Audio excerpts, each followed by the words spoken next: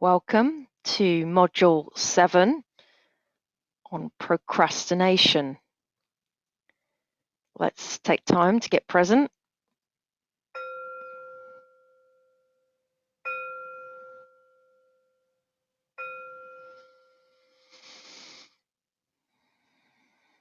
Take a deep breath in, breathe out.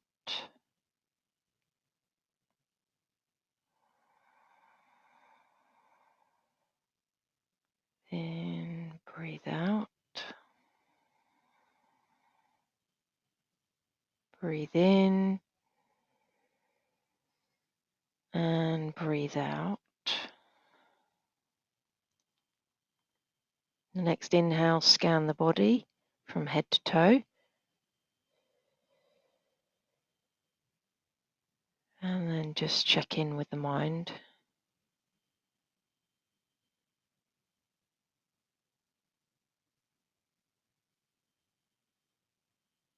Putting any worries or concerns aside while we set our intention. Get present to procrastination, what it is, and how to overcome it.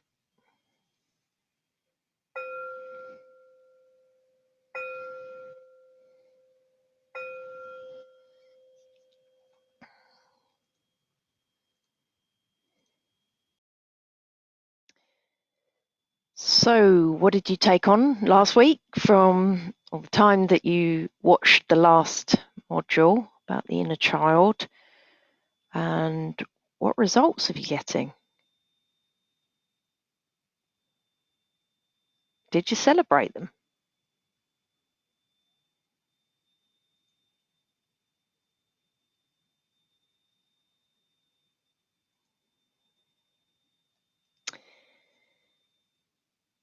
So we're going to look at what is procrastination, why we do it, and how it affects our life, and then how you discuss some useful tools to overcome it.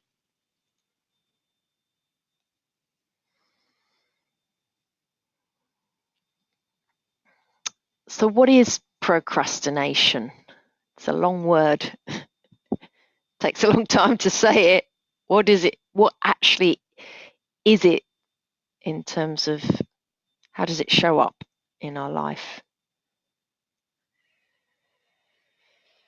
Well, the definition from Wikipedia is procrastination is the avoidance of doing a task that needs to be accomplished by a certain deadline.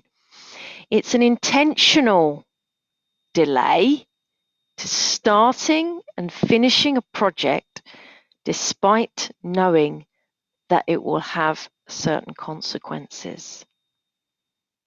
So the words intentional delay is in bold because there's something happening in the subconscious that's actually intending for us not to get started or finish a project.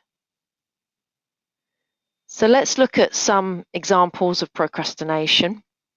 So it could be that project, it could be that assignment that we're wanting to do, and we know that there's a deadline, and sometimes we leave it right to the last minute. Could be a chore, cleaning the toilet, cleaning the kitchen. Could be with a relationship. Know to either start one or finish one.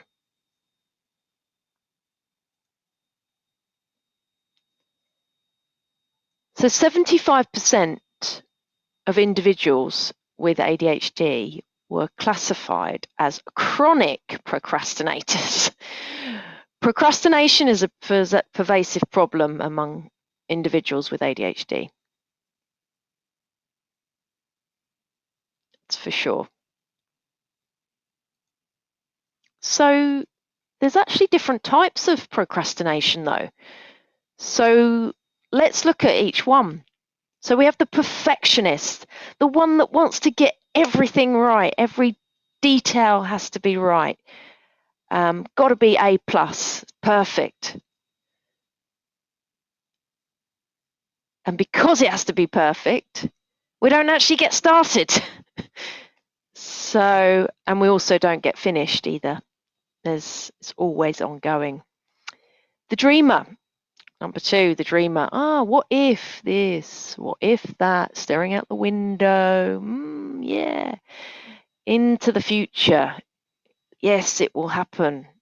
Maybe next year, next week, next month.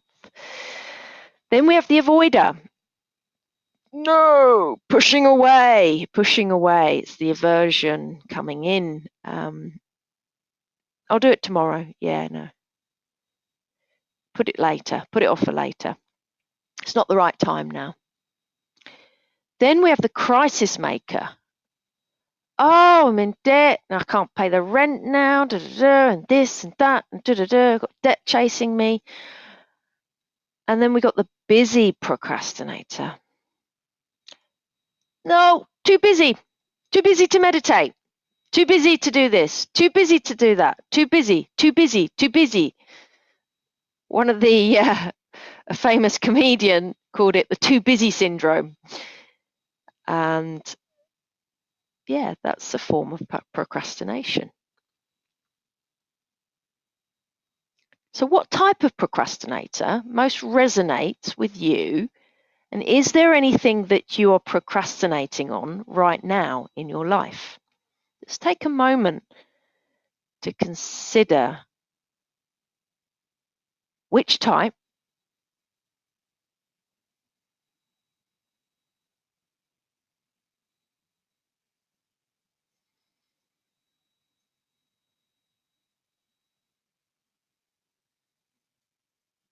Okay.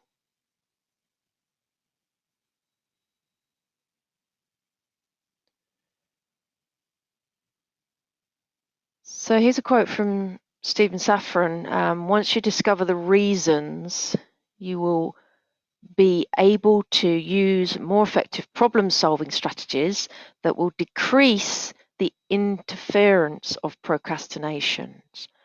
So when we get present to the why we do what we do, then we'll be more effective in the problem-solving. Because then we can investigate it and say, well, where's that come from? If it's fear of failure, let's say, for example, it's because the last time I did an assignment, and then you can say, well, look, is that beneficial right now to hold that view, or should we let it go? But let's look into a bit of a deeper understanding as to why we procrastinate to get a better understanding. So on the left here, we have all the reasons as to why we procrastinate. Shame, big one. Just look at some of the work done by Brené Brown on shame to get present to that is an underlining emotion that prevents us from living a fulfilled life. Fear of failure, avoidance of negative thinking, high expectations. Yes, I mean, avoidance of negative thinking, that's like we don't want the negative, so we only wanted the positive.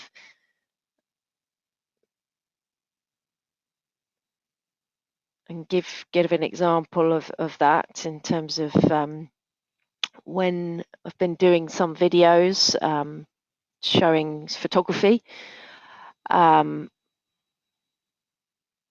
I've been avoiding doing it because the last time I did it, my partner had a lot of criticism and I found it very negative, and I'm pushing it away, avoiding it. I don't want the negative, and I won't even get started on putting the presentation together.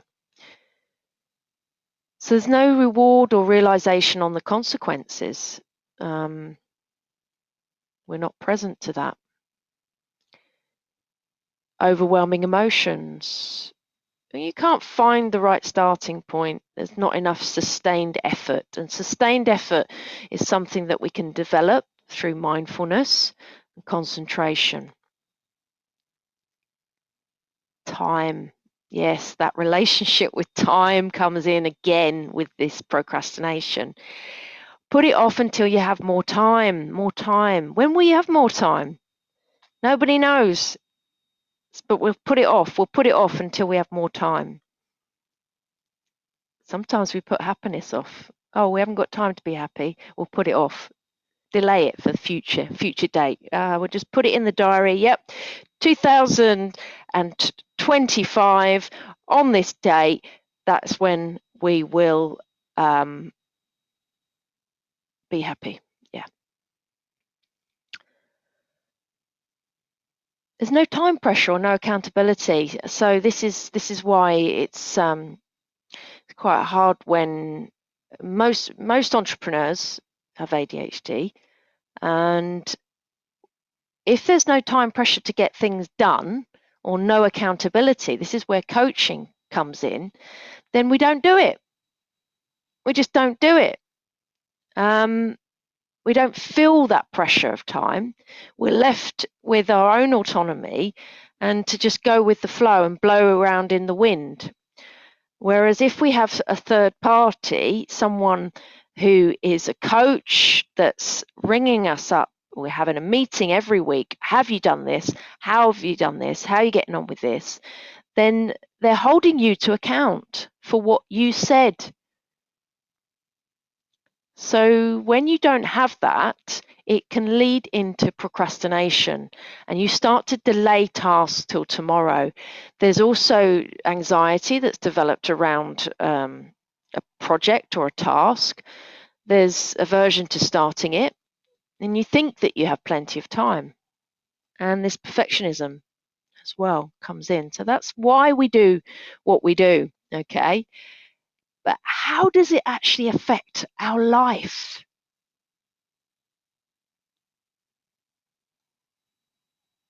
Well, here's a survey in 2015 found on average a person loses over 55 days a year procrastinating. It's wasting around 218 minutes every day on doing unimportant things. This is your time, guys, and time is the only thing you cannot buy. You can't bring it back.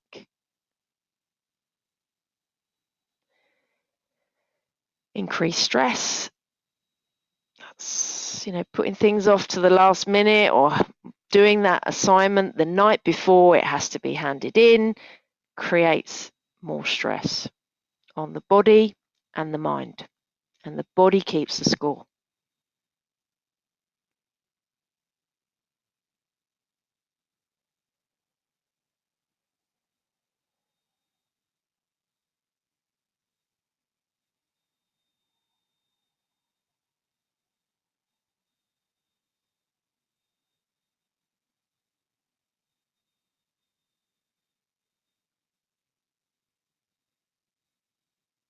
So the consequences really is increased stress, and there's also some penalties for missing deadlines.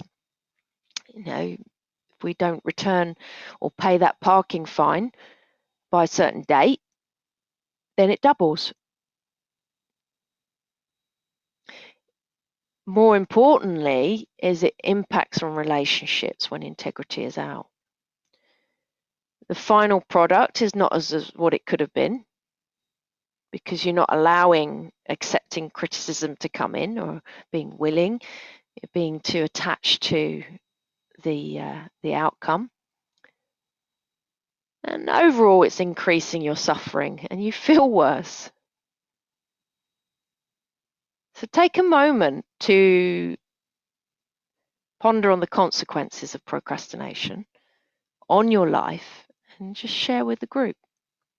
Just email us or come on to the tribe member area and comment.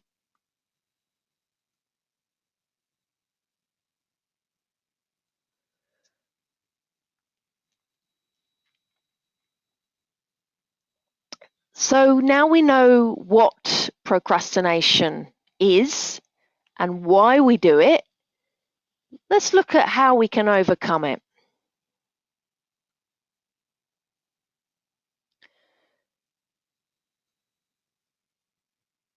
So here's some tips on how to get started on projects or tasks. So you're at the start line, and it's about immersing yourself in the benefits for starting early. Yeah, really get present to this, because if you get present to those benefits, then you'll know why you do what you do, and it'll motivate you. So you get present to the feeling of getting on top of that assignment and doing it in good time, then it reduces the stress. You get a better assignment because you're less stressed and you're able to think about it more, not put yourself under pressure, and you get a great result at the end. And what the great result means, the consequence of that, is maybe that you get the job that you want, or you get the recognition that you deserve.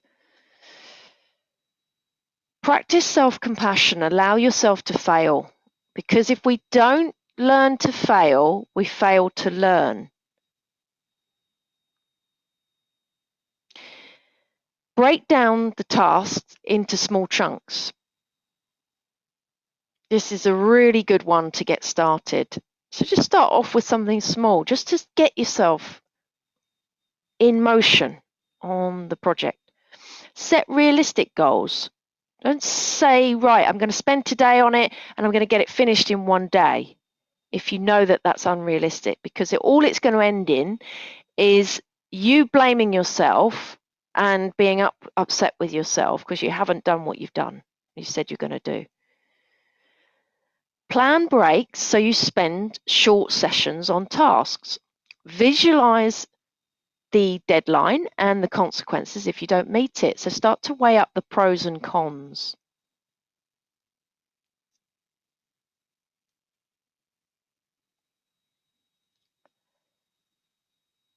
So motivation is what gets you started, but habit is what keeps you going. So start to make the habits, form the habits in your mind. Remember, 21 days, 40 days to make a habit.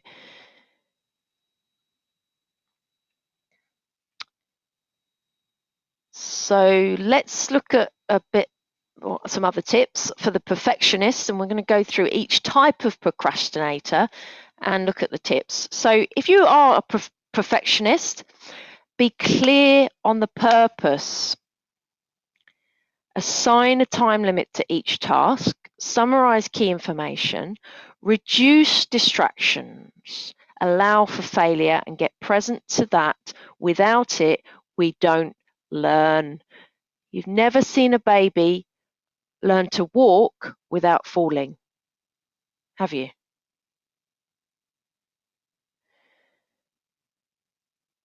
So maybe also adjust your standards to get the job completed on time. Maybe it doesn't have to be to such a high standard. It could just be a little bit lower, so just so you get it done.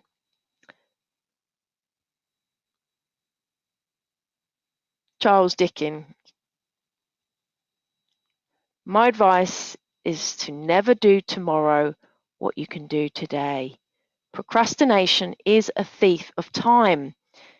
Yes, there's a concept called time thieves. Procrastination is one of them. It steals your time, and time is something you can never get back. Tips for the dreamer. Okay, so if you do find yourself constantly staring out the window, thinking about the future, then here's some tips for you. Get your feet back on the ground. Do some meditation. Just bring yourself back into the present moment. Set the SMART goals. Write novel ideas down rather than getting distracted. So if you do have an idea that comes, just make a note of it. Reflect on your progress. Track input and output for each task and get present to positive results.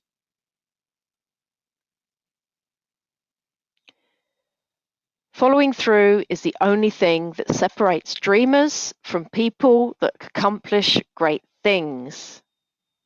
So this is about integrity, following through, saying what you do. That's what separates the dreamers from the people that accomplish great things. Say you do, do. Tips for the avoider. Okay. Overcome the emotion of fear, because that's the main thing that's holding you back.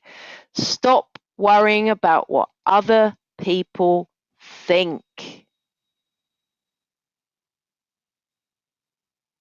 Really get present to this, because we can spend so much time on this, and it's a time thief. Because everyone's worrying about what other people think themselves. So why would you be? They're not thinking about you. Have a set time for emails, and just not do them at the first thing, because they can get caught up in emails and you start pushing, and you use it as a good excuse to avoid doing the worst first. Focus on the worst first. So there is a job, and then it builds up the confidence that you've achieved that thing. Contemplate on what you're avoiding. Investigate. Do insight meditation. What is it? What role are you playing in this? Why are you holding on to it? Why are you avoiding? What is it that you're afraid of? Break the task down to further chunks. Be realistic with energy and time required for each task, and reward yourself when you complete the task. Yes, reward yourself, because this reinforces the feeling of accomplishment. Just this posture is a positive posture, crossing the finish line. In a moment of decision, the best thing you can do is the right thing to do. The next best thing is the wrong thing. And the worst thing you can do is nothing.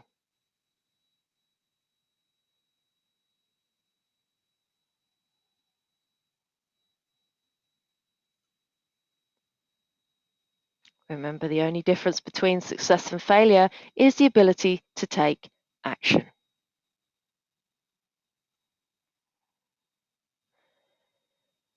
Here's tips for the crisis maker. Dispel the illusion that it is good to leave it to the last minute. It is not good. The reality is that you are suffering. Get it present to it.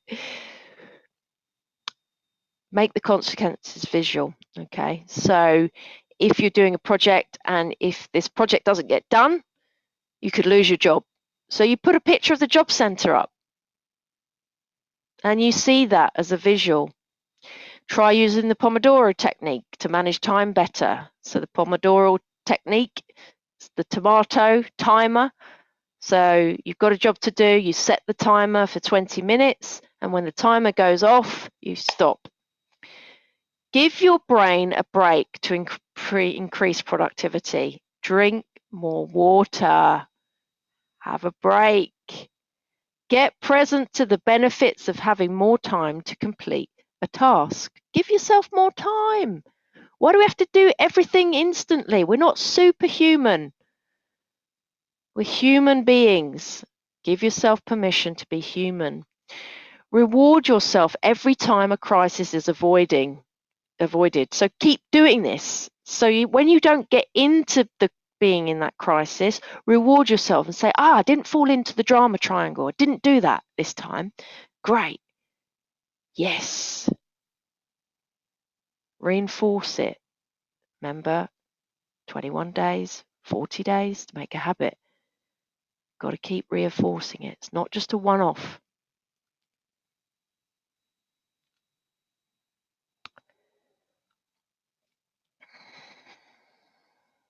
We must be diligent today. To wait until tomorrow is too late. Death comes unexpectedly. How can we bargain with it?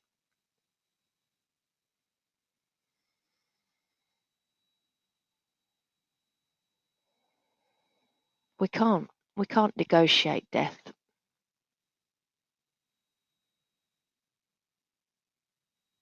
No one knows how long we've got. So respect your time.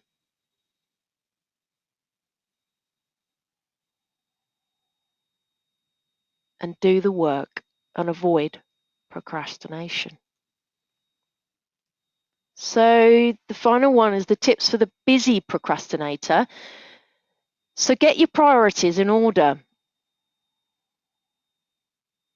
Important tasks need to be addressed first. Get present to time constraints that you can only do so much in a day.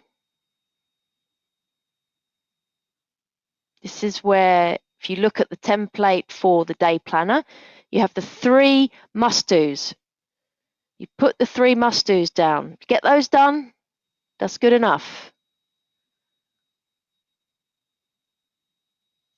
Check that your tasks are linked to your overall goals and vision to make sure that that is the case.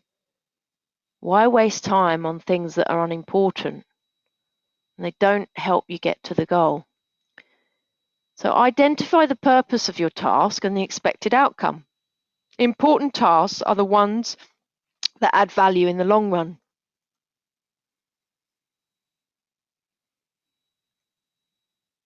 So the least productive people are usually the ones who are most in favour of holding meetings. Anyone ever worked for the council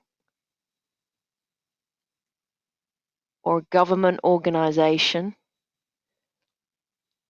I've worked in that space and a lot of meetings and not much produce. Nothing really come out of it.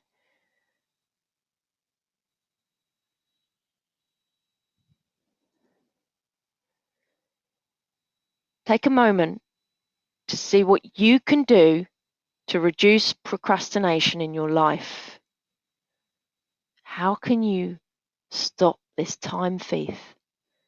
And then share with the group or share on the tribe member area.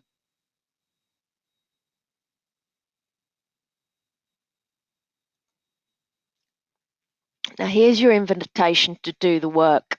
Raise awareness on where you procrastinate and investigate why. Is it areas of work? Is it areas of relationships? Is it areas of finance? Just find out where it is and weigh up the pros and cons to procrastinating in that area. And then start to actually apply the techniques, the tips, and find out what procrastinators coming up. There's a worksheet that you can download on this. If you have any questions, please get in touch.